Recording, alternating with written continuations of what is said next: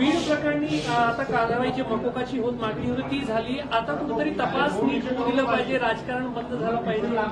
100% जर तपास यंत्रणांना आपण नीट तपास करू दिला नाही आणि सगळ्या गोष्टी या तपास यंत्रणा रोज बाहेर सांगू शकत नाहीत.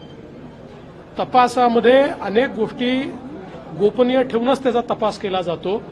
त्यामुळे मला असं वाटतं की आता कुठल्याही प्रकारे तपास यंत्रणांवर दबाव न आणता त्यांना काम करू दिलं पाहिजे. मी एवढं निश्चितपणे आश्वस्त करतो की कुठल्याही परिस्थितीमध्ये कुठल्याही दोषी व्यक्तीला सोडलं जाणार नाही. तपास यंत्रणा योग्य प्रकारे काम करतील.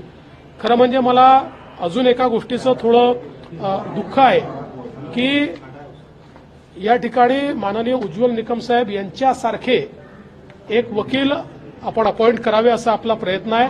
त्यांना आम्ही विनंती देखील केलेली आहे.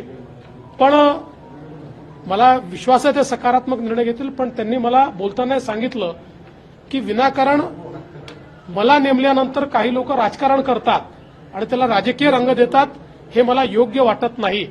मला असं वाटतं की देशामध्ये अनेक वकील आहेत जे वेगवेगळ्या पक्षांमध्ये आहेत किंवा वेगवेगळ्या पक्षांमधून निवडणुका लढलेल्या आहेत. त्याचं राजकारण होत नाही, परंतु उज्ज्वल निकम साहेबांच्या नियुक्तीवर राजकारण करणं याचा अर्थ कुठेतरी गुन्हेगारांना मदत करण्यासारखा आहे. कारण उज्ज्वल निकमांचा आजपर्यंतचा इतिहास आहे की त्यांनी केस घेतली तर खरे गुन्हेगार जे असतात त्यांना शिक्षा होतेच. आता कोणाला त्यांना वाचवायचं असेल तर ते उज्ज्वल निकमांचा विरोध करतील.